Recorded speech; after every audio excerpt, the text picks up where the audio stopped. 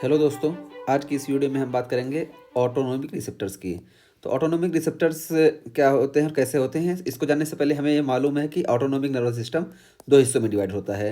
Number one है parasympathetic nervous system और number two है सिम्पैथेटिक नर्वस सिस्टम।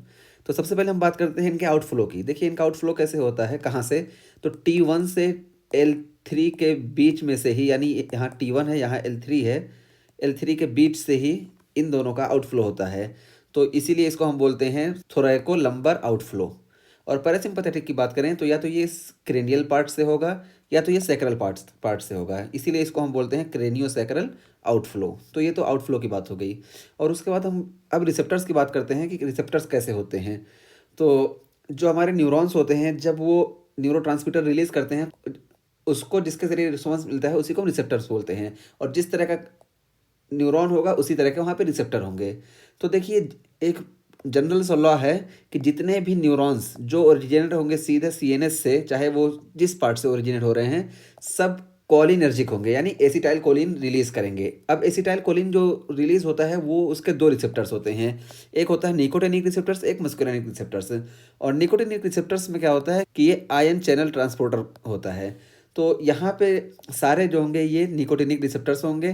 तो देखिए निकोटिनिक, अगर हम यहाँ बात करें तो ये निकोटिनिक रिसेप्टर्स है, और एन एन हम बोलते हैं जब ये न्यूरॉन्स पे ही होता है। और अगर ये मसल्स पे होता है, जैसे यहाँ पे है निकोटिनिक रिसेप्टर्स, तो हम उसको एनएम बोलते हैं। तो देखिए पैरासिम्पैथेटिक पाथवे जो होता है उसमें प्री गैंग्लियोनिक न्यूरॉन वो तो एसिटाइल कोलिन रिलीज ही करेंगे, लेकिन पोस्ट गैंग्लियोनिक न्यूरॉन जो होंगे वो भी एसिटाइल कोलिन रिलीज करेंगे। और इसमें एक चीज़ और होती है कि ये प्री गैंग्लियोनिक न्यूरॉन्स जो होते हैं ये लॉन्ग होंगे, और पोस्ट गैंग्लियोनिक न्यूरॉन्स ये शॉर्ट होंगे। और ये मस्कुलिनिक रिसेप्टर्स आप देखिए यहाँ पे है, ये वाला सर्पेंटाइन रिसेप्टर्स होता है मस्कुलिनिक रिसेप्टर्स। और ये कहाँ कहाँ पाए जाते हैं, smooth muscles, gland sales, nerve terminals पे इसलिए पाए जाते हैं ताकि ये निगेटिव फीडबैक का काम कर सकें। और कार्डियक मसल्स पे ये पाए जाते हैं।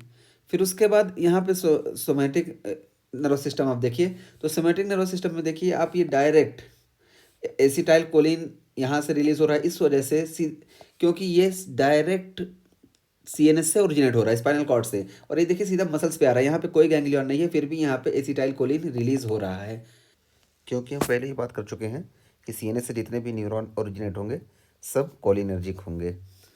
और यहाँ पे देखिए सिंपैथेटिक नर्वस सिस्टम में ये गैंग्लियन है, तो इसके बाद के जो न्यूरॉन्स हैं वो मेनली एपिनेफ्रिन या नॉर एपिनेफ्रिन रिलीज करते हैं, यानी यहाँ पे जो मेनली रिसेप्टर्स होंगे वो एड्रीनर्जिक होंगे। तो पता चला कि सिंपैथेटिक पोस्ट गैंग्लियनिक न्यूरॉन अक्सर एपिनेफ्रिन या नॉर एपिनेफ्रिन ही सिक्रेट करेंगे। तो देखिए यहाँ पे नॉर एपिनेफ्रिन रिलीज किए, तो नॉर एपिनेफ्रिन किस पे वर्क करेगा, अल्फा 1, अल्फा 2, बीटा 1। और उसके बाद कुछ एक्सेप्शंस है, जैसे स्वेट ग्लैंड में मस्कुलिनिक रिसेप्टर्स होता है, यानी स्वेट ग्लैंड का इनर्वेशन जो होता है वो भी कोलिनर्जिक न्यूरॉन से ही होता है, यानी स्वेट ग्लैंड में भी सिंपैथेटिक नर्वस सिस्टम एक्टिवेट होता है, लेकिन यहाँ पे पोस्ट गैंग्लियोनिक कोलिनर्जिक न्यूरॉन्स होता है।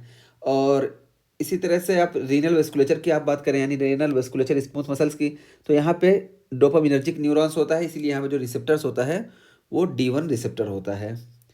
और फिर उसके बाद एसिटाइल कोलिन डायरेक्ट सिक्रेट होता है हमारे एड्रिनल ग्लैंड पे और एड्रिनल मेडुला पे। तो देखिए यहाँ पे भी एनएन रिसेप्टर्स मौजूद है, निकोटिनिक रिसेप्टर्स। फिर ये एड्रिनल मेडुला ये कैटेकोलामिन की सिंथेसिस करती है, एपिनेफ्रिन और नॉन एपिनेफ्रिन। फिर ये नॉन एपिनेफ्रिन और एपिनेफ्रिन ये ब्लड स्ट्रीम में जाता है, और ब्लड स्ट्रीम से आप देखिए nor epinephrine alpha 1, alpha 2, beta 1 पे वर्क करती है, और epinephrine alpha 1, alpha 2, beta 1, beta 2 पे वर्क करती है। और ये कार्डियक मसल्स और उसमें होता है, वेसल्स में होता है। और नॉरएपिनेफ्रिन जो डायरेक्टली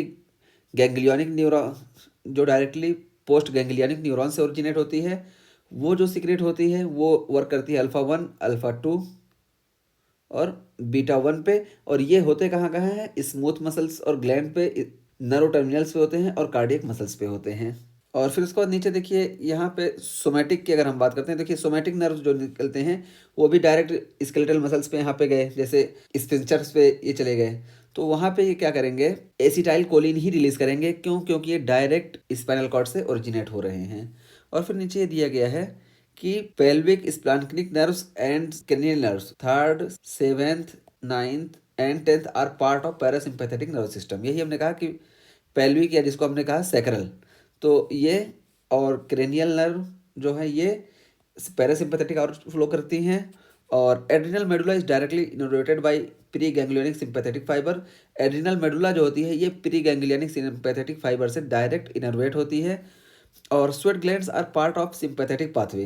तो यहाँ बताया गया कि स्वेट ग्लैंड्स जो हैं ये सिंपैथेटिक पाथवे का पार्ट होती हैं, लेकिन ये इनर्वेटेड होती हैं कॉलिनर्जिक फाइबर्स से, जो कि एक एक्सेप्शन है, क्योंकि सिंपैथेटिक पाथवे जो होते हैं वो मोस्टली एड्रिनर्जिक रिसेप्टर्स पे वर्क करते हैं।